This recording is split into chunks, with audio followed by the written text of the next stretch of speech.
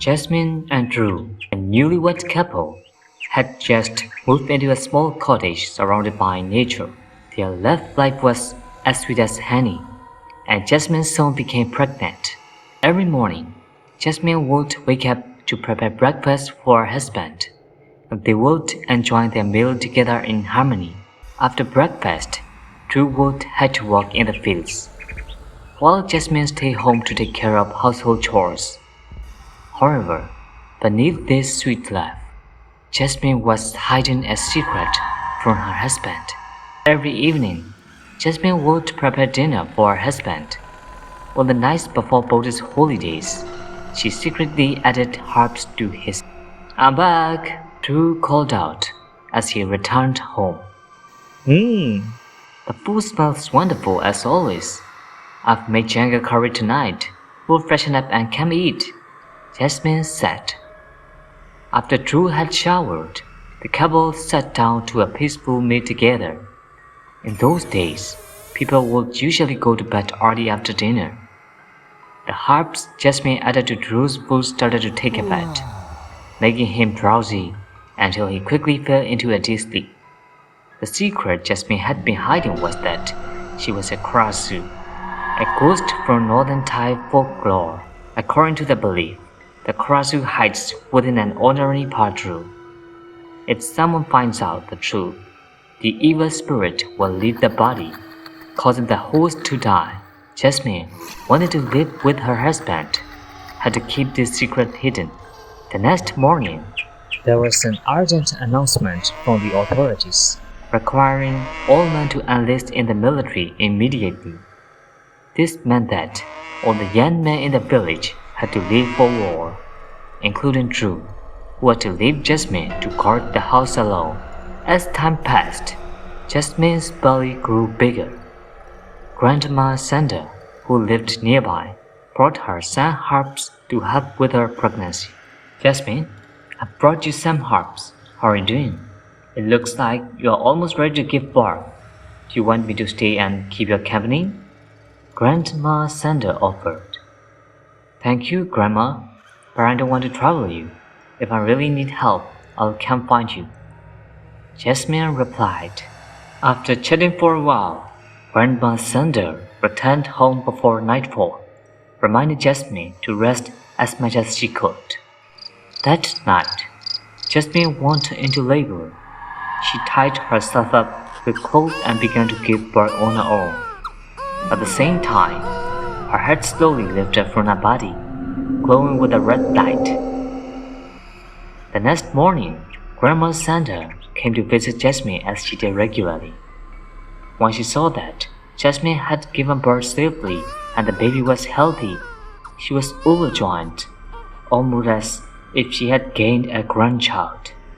Jasmine wrote a letter to Drew, letting him know that their child had been born. After the birth, Jasmine's life changed. At night, when she had to detach her head and become a Krasu to find food, she couldn't stray far because she had a child to care for. With the instincts of a mother, she didn't want to be away from her baby for too long. During the day, Jasmine looked after her baby like any normal mother. Sometimes, Grandma Sandra will come over to help, weaving grasshoppers out of palm leaves for the baby. Though Jasmine primarily had to raise her child alone, she was happy every time she looked at her baby's face. She eagerly awaited the day her husband would return, so they could be together as a family. But months passed, and there was no reply from Drew. On the night before another Buddhist holiday, Jasmine's baby cried relentlessly. Concerned for her child, Jasmine placed the baby in a basket, intended to take her with her as she searched for food. As it was time to transform, Jasmine's head detached, and she used her intestine to grab the basket's handle, carrying her baby as she floated toward the fields. When she arrived, Jasmine set the baby down in a pile of rice husks. "Wait here, my dear. Mama will be right back," she said. Jasmine floated off to catch frogs and toads nearby.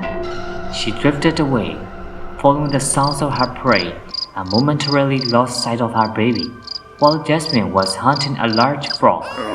Her baby's cry suddenly echoed through the night.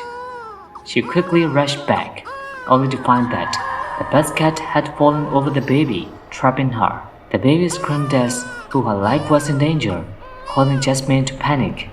She tried to help her baby, but as a Krasu with only a head and intestines, there was nothing she could do.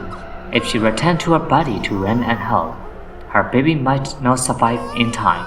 Desperate, Jasmine floated towards a group of villagers threshing rice nearby, hoping for help.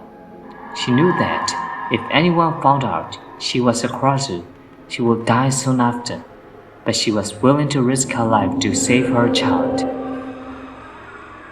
"What's the light? I can see clearly," one of the villagers said. "It's a Krasu! Run!" Another villager shouted. The villagers scattered in every direction, terrified of the ghostly light. Only Grandma Santa remained, hearing the sobs of the Krasu. Despite the sight, Grandma Santa wasn't afraid. She waited as the Krasu floated closer, and then she realized it was Jasmine. Grandma Santa was shocked. "Jasmine, what's happening? Are you a Krasu?" she asked. "Grandma, please help me." Jasmine, as the Krasu, pleaded through her sobs. She led Grandma Santa to her baby. Grandma Santa ran to the source of the cries and quickly lifted the basket of the baby, calming her down. Oh, there, everything's okay, little one." Grandma Santa soothed the baby. "Grandma, please take care of my child. I don't think I'll live long enough to be with her." Jasmine sat with tears streaming down her face. "Jasmine, you've done well, caring for a child on your own all this time. Don't worry, I'll take good care of her," Grandma Santa replied. With that, Jasmine, still sobbing, floated away into the forest.